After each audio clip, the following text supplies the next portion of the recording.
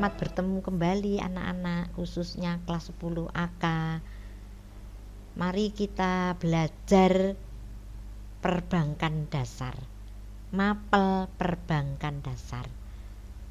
Yang pertama yang akan saya sampaikan, sejarah munculnya uang itu terdiri dari 1.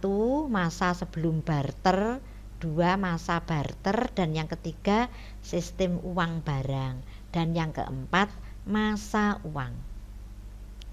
Sebelum kita lebih jauh membicarakan uang, apakah yang dimaksud uang itu?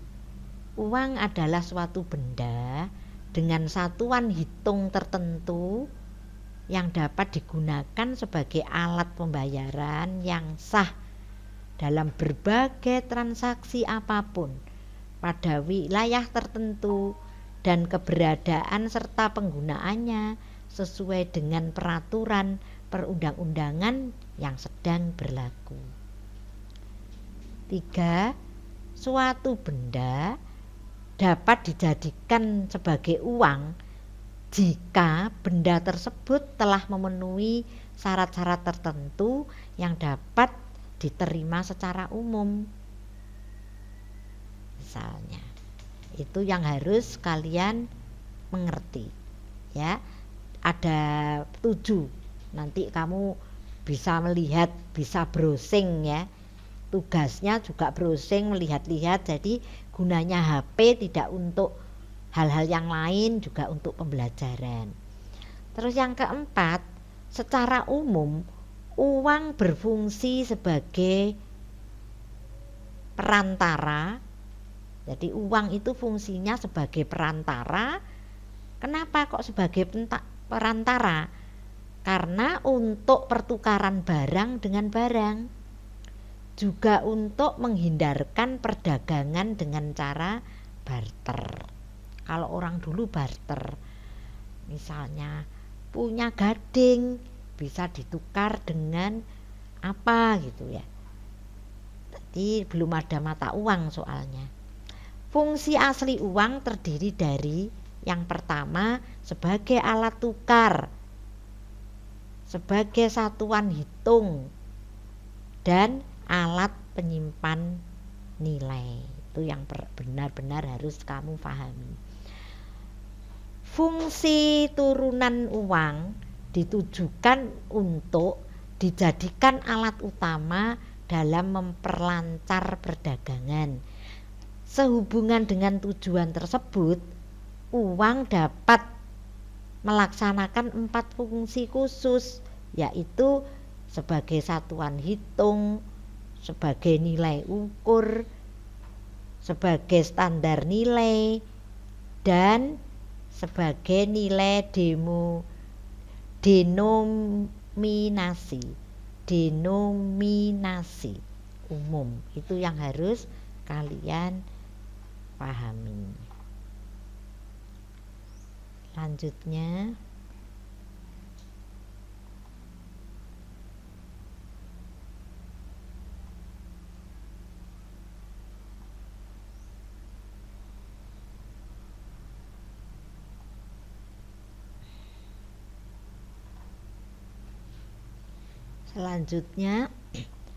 di samping itu sebagai alat tukar, sebagai alat pembayaran utang, sebagai alat penimbun, sebagai alat pemindahan, sebagai alat juga untuk meningkatkan status sosial. Banyak orang yang banyak uang, maka meningkatlah status sosial mereka. Begitu toh. Sebagai bisa meningkatkan status sosial mereka. Jenis uang berdasarkan nilai yang terkandung dalam bendanya dapat dibedakan menjadi nilai nominal dan nilai intrinsik. Uang penuh, uang tanda, token money, dan sebagainya. Jenis uang berdasarkan bahan yang digunakan dapat dibedakan menjadi uang logam memiliki 3 nilai, uang logam itu memiliki 3 macam nilai loh ya. Ayo diingat itu, yaitu sebagai nilai intrinsik, sebagai nilai nominal, dan yang ketiga sebagai nilai tukar. Saya ulangi, uang logam memiliki 3 macam nilai. Nilai intrinsik, nilai nominal, dan nilai tukar. Sedangkan uang kertas adalah uang dalam bentuk lembaran yang terbuat dari bahan kertas atau bahan lainnya yang menyerupai kertas. Jadi jenis uang itu ada 2 kalau nanti ada pertanyaan ya, yaitu uang logam dan uang kertas. Berdasarkan lembaga yang mengeluarkannya dapat dibedakan menjadi uang kartal dan uang giral. Nah, uang giral itu apa? Misalnya cek, biliet giro, kartu kredit, dan wesel pos. Itu termasuk uang giral. Berdasarkan wilayah berlakunya dapat dibedakan menjadi uang domestik, yaitu uang yang hanya berlaku di wilayah suatu negara tertentu. Itu disebut uang domestik. Sedangkan uang regional yaitu uang yang hanya berlaku di kawasan tertentu. Yang C, uang internasional yaitu uang yang berlaku di berbagai wilayah negara bahkan dunia.